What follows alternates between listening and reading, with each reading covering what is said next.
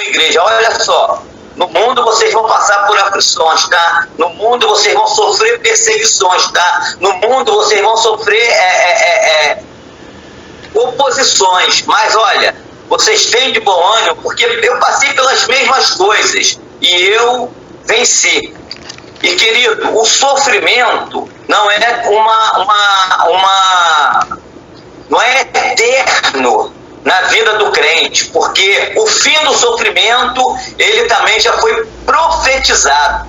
Um dia, todo o nosso sofrimento terá fim. Então, aí a teologia, dita teologia da prosperidade, ela vai ser uma realidade na nossa vida.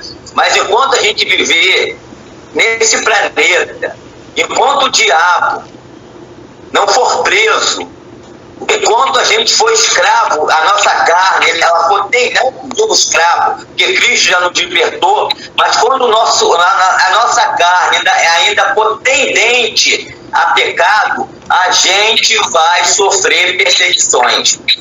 Mas como eu falei antes, esses dias de perseguições, de angústia, de sofrimento estão contados. E nós vamos ler agora alguns versículos da palavra de Deus que falam sobre isso. Isaías 5:8, né, que vai estar lendo, tá? Nós vamos ler 4 versículos que falam sobre o fim desse sofrimento.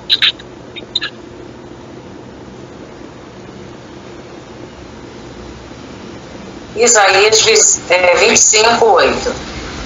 Tragará a morte para sempre, e assim enxugará o Senhor Deus as lágrimas de todos os rostos, e tirará de toda a terra o opróbrio do seu povo, porque o Senhor falou. Então, a morte já é um inimigo derrotado, e Deus vai enxugar todas as lágrimas dos nossos rostos. Apocalipse 7 também fala algo parecido com isso. Beth, lê Apocalipse 7. Beth vai estar lendo Apocalipse 7:17.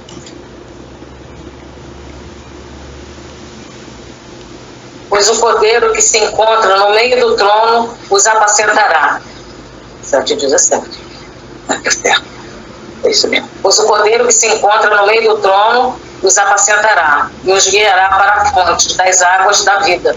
E Deus lhe enxugará dos olhos toda lágrima. Então um dia nós vamos ser apacentados pelo Cordeiro, por Jesus, e Ele vai nos conduzir às fontes de água da vida. Eu me lembro lá do Salmo 23, guia-me, conduz-me às águas de descanso, às águas tranquilas. Jesus, ele vai nos conduzir à fonte da água da vida, e as lágrimas vão ser enxugadas do nosso rosto, ou seja, os nossos sofrimentos terá o seu fim. Apocalipse 21:4.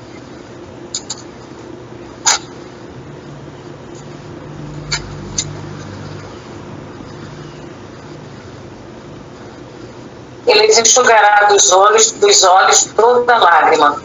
A morte não existirá.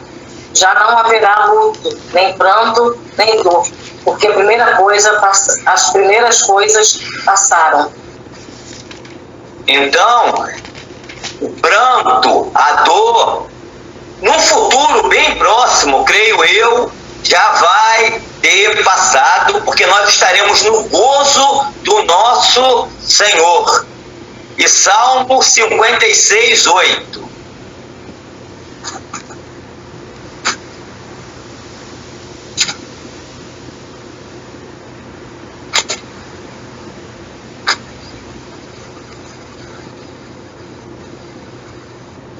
Salmo 56:8, versículo 8. Contaste os meus passos quando sofri perseguição. Recolheste as minhas lágrimas no teu odre. Não estão elas escritas no teu livro? Então, Deus, ele conhece o nosso sofrimento, ele colhe os nossos sofrimentos e os escreve no seu livro. Então, o sofrimento não é algo que está da vida do cristão, não é algo que o cristão não precise passar. Mas ainda resta a pergunta: por que nós, como servos de Jesus, ainda temos que sofrer? E eu aqui tirei 1, 2, 3, 4, 5, 6, 7 razões pela qual nós cristãos nós passamos por sofrimento. A primeira é porque nós sofremos perseguição pelo mundo. João 15, 18 a 20. Evangelho de João, 15, do verso 18 ao verso 20.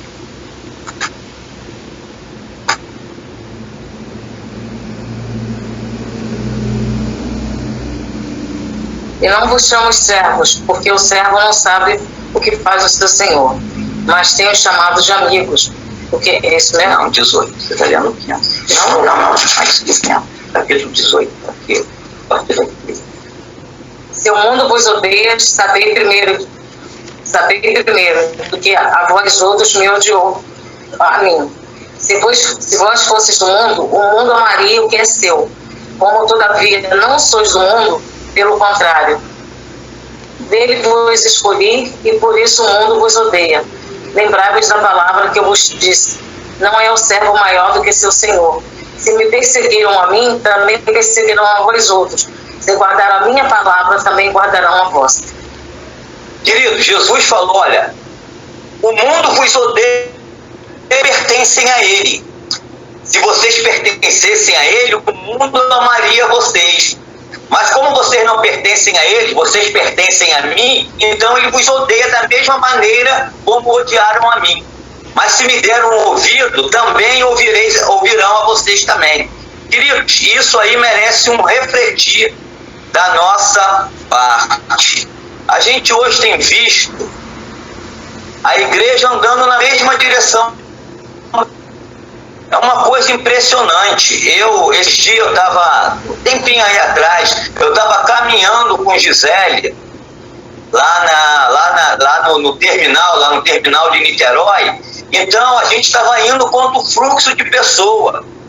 E toda hora vinha gente na nossa direção, a gente tinha que desviar para lá, desviar para cá. Aí eu pude fazer uma analogia com Gisele em relação a essa passagem, de que nós estamos andando no fluxo contrário ao muro. E a gente está vendo, Gisele, porque Jesus falou que a gente sofreria perseguições, porque é difícil de andar contra o fluxo. Então, mas hoje a gente vê o contrário. A gente está vendo um crente aí fazendo apologia a maus tratos, a maltratar os outros, apologia a perseguição, a maus tratos. E a gente vê aí, eu não quero falar nome, mas vocês sabem muito, vocês vão entender de quem a gente está dizendo, fazendo apologias a torturadores. General Ustra Brilhante foi um dos maiores torturadores na época da ditadura, e as pessoas fazendo apologia a esse homem, a pessoa que faz apologia a esse homem tendo aceitação de grande parte da igreja. E uma mulher que estava sofrendo perseguição e veio falar com ela, a mulher era chilena, aí ele falou: olha só, se o general Pinochet não fizesse o que fez lá no Chile, hoje o Chile seria uma outra coisa. Ou seja, quer dizer, a apologia, a tortura, a sofrimento, a maus... A gente vê que esse tipo de pessoa está recebendo aplausos dentro da igreja. A gente vê hoje crente fazendo sinal de arminha. A gente vê crente batendo palma para armamento universal, o armamento nacional. Todo mundo precisa ter uma arma dentro da sua casa. Que isso, gente? Hoje a gente vê a igreja falando a mesma língua do mundo. Isso é totalmente antibíblico. A Jesus falou, olha só, deixe-vos a minha paz vos dou, e não vou lá dou como o mundo o dá. O mundo quer a paz através de guerra. Jesus Cristo trouxe a paz através do amor.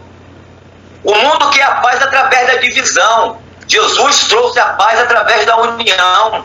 Deus estava em Cristo reconciliando consigo o mundo. Jesus fala de coisas totalmente antagônicas daquilo que está se pregando, pelo menos na igreja aqui no Brasil, e a gente está vendo o crente batendo palma para isso. É isso mesmo, tem que torturar mesmo, tem que armar mesmo, tem que dar tiro mesmo. Gente, que isso? Que tristeza é essa? Que apologia é essa? Violência está entrando dentro da igreja. A igreja, na sua vida toda, ela sofreu perseguição. A gente via cristãos sendo mortos em arena, servindo de iluminação pública colocada em poste. E hoje é a igreja quem persegue.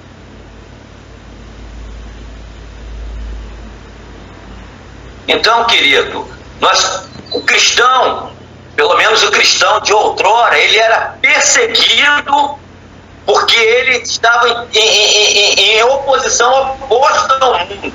Hoje em dia, eu não entendo, mas a Bíblia diz, todo aquele que quiser viver fielmente no Senhor, esse vai sofrer perseguição.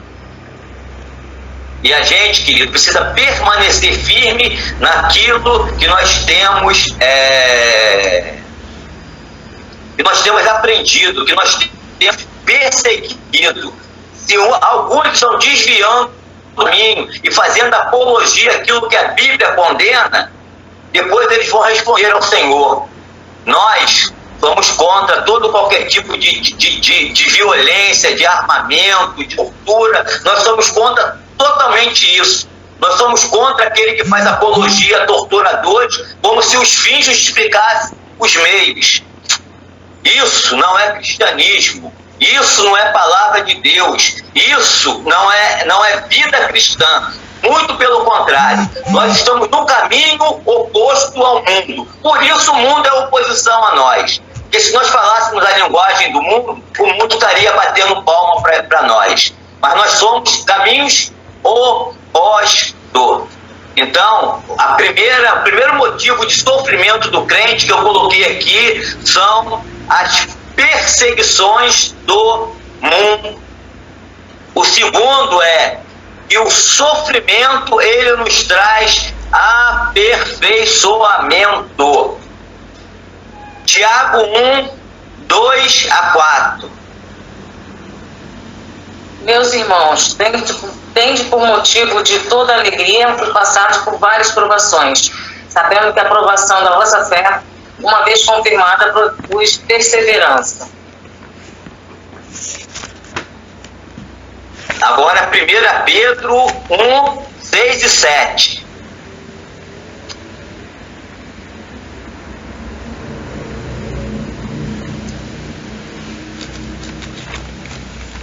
Nisso exultais, embora no presente, por breve tempo, se necessário, sejais conquistado várias provações, para que, uma vez confirmado o valor da vossa fé, muito mais precioso do que o ouro perecível, mesmo apurado por fogo, redude em louvor, glória e honra na revelação de Jesus Cristo. Deus, ele permite que nós passemos por sofrimentos, por tribulações, por perseguição, para nos treinar para a batalha, para nos aperfeiçoar para a batalha. Lá em Hebreus tem uma passagem que eu considero muito interessante, que o autor de Hebreus, ele diz: Cristo, embora sendo filho, aprendeu a obediência naquilo que ele padeceu.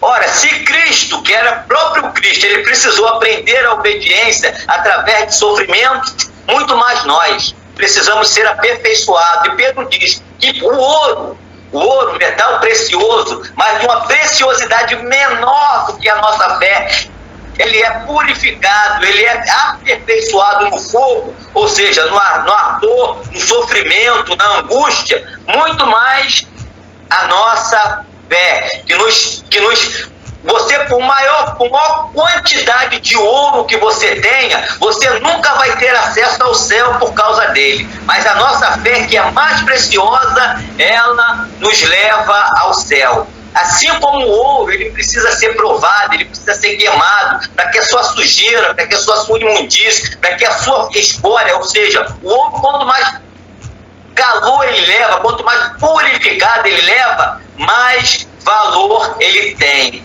Assim é a nossa fé. Vocês lembram de Jó? Jó, ele era um homem digno de louvor diante de Deus. Deus, quando Satanás chegou diante dele, Deus levou a pessoa de Jó ao conhecimento de Satanás. Viste, meu servo Jó, homem fiel e íntegro, que busca o bem e se desvia o mal, de maneira que em toda a terra não há outro semelhante a ele. Mas esse mesmo Jó, ele foi purificado de tal maneira que no fim lá da sua história, do livro de Jó, ele pôde ver que ele foi aperfeiçoado por esse sofrimento. Tanto que Jó disse: Senhor, antes, outrora, naquele tempo em que tu me exaltou diante de Satanás, eu só te conhecia de ouvir. Mas hoje, através dos meus sofrimentos, através do meu aperfeiçoamento, através das experiências pessoais que eu tive contigo, hoje os meus olhos te veem. Hoje o que eu falo de ti para as outras pessoas não é o que eu ouvi de terceiro, mas é aquilo que eu experimentei diante de ti. O sofrimento, as tribulações, ela produz experiências com Deus em nós, e essa experiência nos aperfeiçoa, igual fez com Jó e igual fez com Jesus, que aprendeu nas coisas que ele padeceu. Então, querido, o segundo motivo que eu coloquei aqui pelo qual o crente sofre é que o crente, ele precisa crescer no conhecimento do seu Deus. E não existe faculdade melhor para qualquer crente que não seja a faculdade do deserto. Jesus, ele foi para o deserto cheio do Espírito Santo. Quando ele voltou no poder e na virtude do Espírito Santo. Amém, queridos? Nós precisamos ter experiência com esse Deus para crescer, ainda que essa experiência, como Pedro falou, por um breve, momentâneo momento, nos traga dor e nos traga sofrer. Mas ele vai estar nos aperfeiçoando para poder fazer a obra de Deus. E nós darmos frutos e o nosso fruto possa permanecer. Deus nos chamou para que nós demos fruto que permaneça, e não frutos que dura por um breve período de tempo, mas porque não tem essência em si mesmo, porque não tem profundidade em Deus, porque foi colocado porque nasceu em caminhos pedregosos, ele floresce e logo morre, por não ter profundidade em seu Deus. Amém, querido?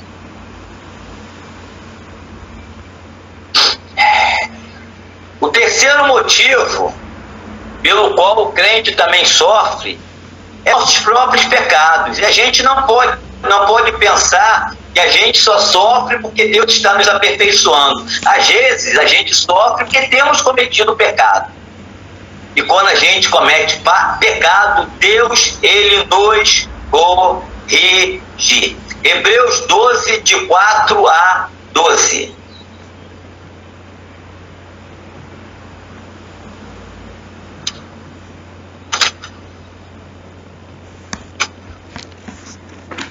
Hebreus 12, Versículo 4. Ora, na vossa luta contra o pecado, ainda não tendes resistido até o sangue. Estais esquecido da exortação, como os filhos discorrem convosco. Filho meu, não menospreze a correção que vem do Senhor, nem desmaie quando por ele é provado, porque o Senhor corrige a quem ama e açoita todo filho que recebe. E para a disciplina perseverais. Deus vos trata como filho, pois que filho há que o pai não corrija? Mas se estáis sem correção, de que todos que se têm tornado participantes, logo sois bastardos e não filhos. Além disso, tínhamos nossos pais segundo a carne, que nos corrigiam e nós respeitávamos, não havendo de estar em muito maior submissão ao Pai espiritual, então viveremos, pois ele nos corrigia por pouco tempo, segundo melhor lhe parecia, mas disciplina para aproveitamento, a fim de sermos participantes da sua santidade. Toda disciplina com efeito no momento não parece ser motivo de alegria, mas de tristeza. Ao depois, intentando produzir fruto pacífico aos que têm sido por eles exercitados, frutos de justiça. Por isso, restabelecei as mãos descaídas e os joelhos trópicos. Então, querido, versículo 11 fala bem assim: toda disciplina, com efeito no momento, não parece ser motivo de alegria, mas de tristeza. Pois, entretanto, produz frutos pacíficos aos que têm sido por ela exercitado, fruto de justiça. Queridos, todos nós que aqui estamos, nós somos pais. E muitas vezes nós vemos os nossos filhos fazendo coisa errada e a gente o corrige, porque a gente quer o melhor para os nossos filhos. Deus, ele nos recebeu como pai e como pai ele age da mesma maneira. Deus, ele nos corrige para fim proveitoso, como está aqui no versículo 11. Toda disciplina com efeito no momento não parece ser motivo de alegria, mas de tristeza. Ao depois, entretanto, produz fruto pacífico aos que têm sido por ela exercitado, fruto de justiça. Deus, ele nos corrige porque ele nos recebe como filho. No momento da correção, a coisa parece ser difícil, porque ninguém gosta de ser corrigido, ninguém gosta de receber disciplina. Mas a disciplina de Deus é para o nosso aperfeiçoamento, é para que nós sejamos pessoas melhores.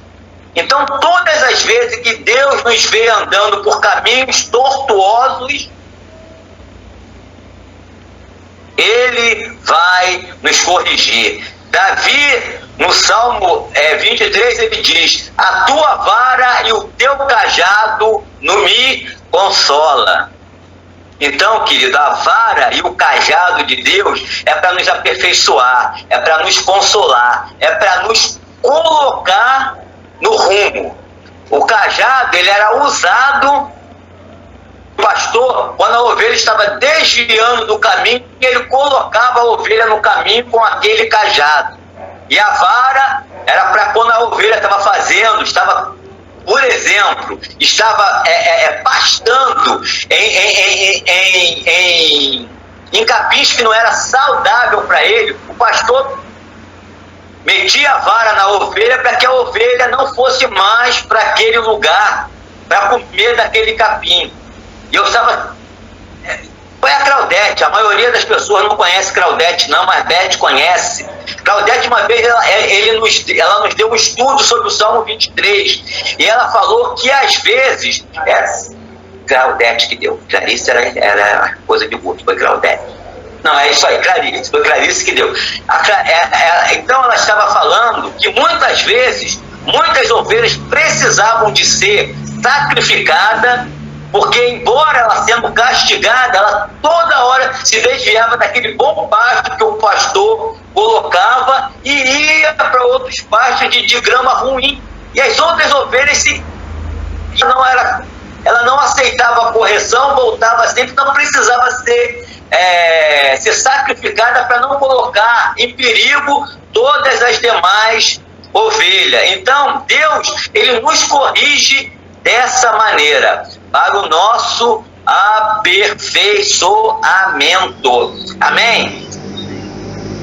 Queridos, já são 5:11.